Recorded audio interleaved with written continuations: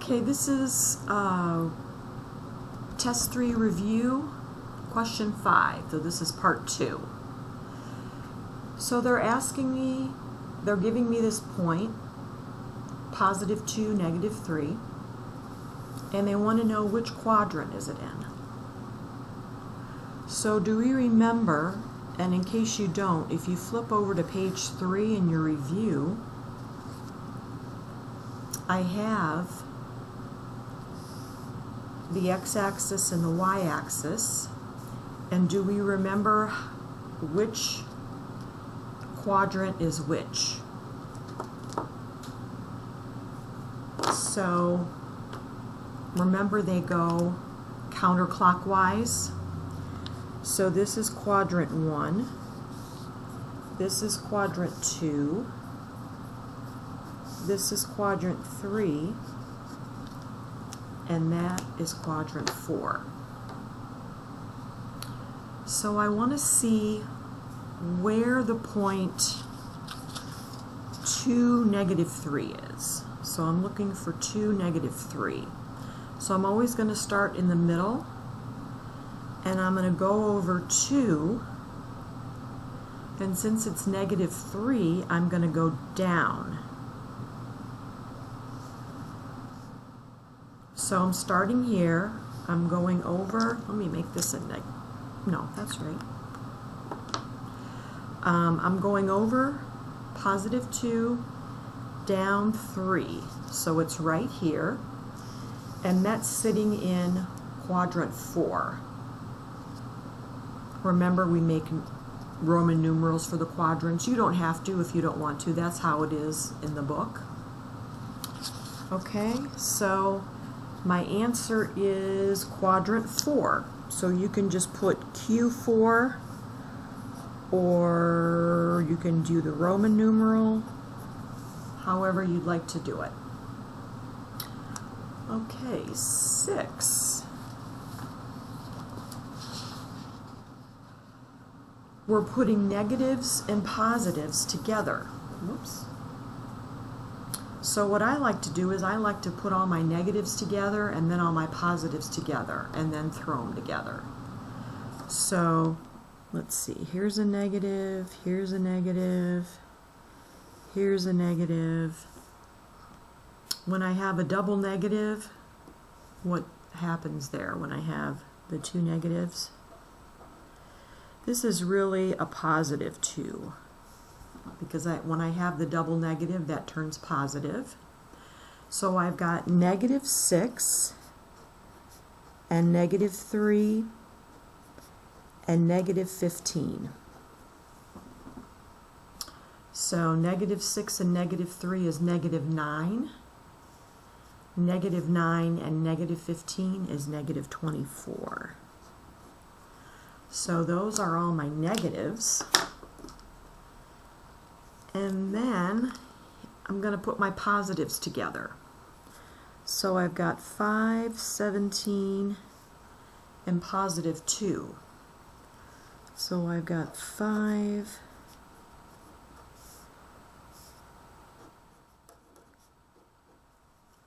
plus 17 plus 2. And this became a plus 2 because it, let me write that on here, had a double negative. So remember, when you have a double negative, it turns positive. So 5 and 17 is 22, and 22 and 2, is 24. So what's a negative 24 and a positive 24? When I have a negative and a positive, I just subtract. So what's 24 minus 24, and my final answer is 0, because those two together make a 0. So 6, if you had 0, you were right. So 7, I have a 15-inch by 12-inch tabletop, and I'm going to go ahead and draw that out it helps me. You don't have to draw it if you don't want to. So I've got 15 inches by 12 inches. So I'm going to make the length and the width 12. I'm going to make the length 15 and the width 12. Now, do we remember how to get perimeter? That's what that P means. Okay. So to get perimeter, if you're adding up all your sides, you're right. So we're just adding up the 15, the 12, and the 15 and the 12. So I'm going to use my calculator for that.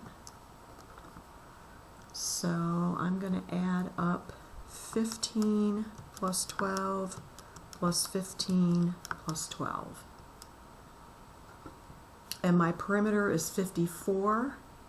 And what do I need with that 54? What's my measurement? I'm in inches. So it's 54 inches. I'm just adding up all the sides. Area, does anybody remember the formula for area? What do we do with the length and the width for area? We multiply them, so we multiply 12 by 15. And 2 times 5 is 10, carry the 1. 1 times 5 is 5 plus 1 is 6. Remember, you come in 1. 1 times 2 is 2. 1 times 1 is 1. So I'm just going to add down and get 180.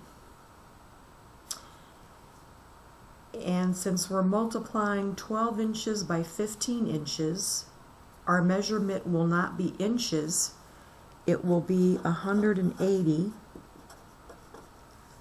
inches squared. So perimeter is 54 inches, area is 180 inches squared. Let me check number 7.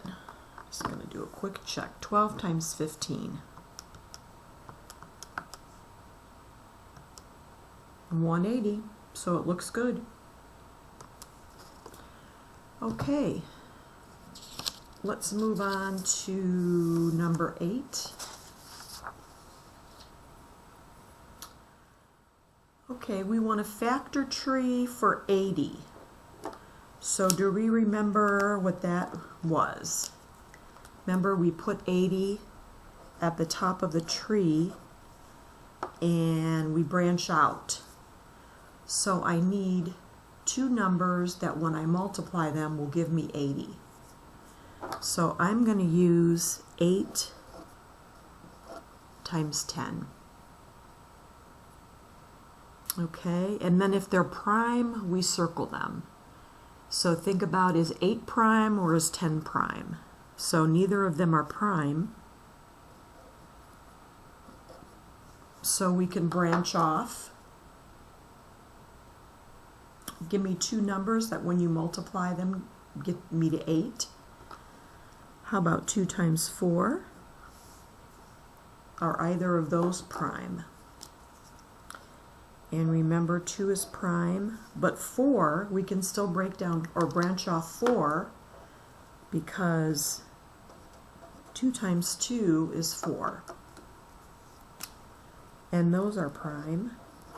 So when we get them circled, we're done. We don't do anything more with them. Okay, the number 10. 2 numbers that when we multiply get us to 10. Well, I'm going to use the 2 again. I'm going to use 2 times 5. And are either 2 or 5 prime? Well, 2 is prime and 5 is prime. So I want to write down all the numbers in the red circles. So I've got 2 times 2 times 2 times 2 times 5. Or, a shorthand way, you could say 2 to the 4th times 5. So that's how we write 80. 2 to the 4th times 5. Or you could write 2 times 2 times 2 times 2 times 5. Okay, 9, we got another quadrant. What quadrant is that in? So if you go back to your picture of your graph, you've got a -5 and a -6. So if you're looking at your graph, you're going over to the negative side and then down. So that puts us in quadrant 3. So this is quadrant 3, or if you want to put just Q3. Okay, I'm going to stop right there for part 2, and I'm going to pick up with number 10 in the next video.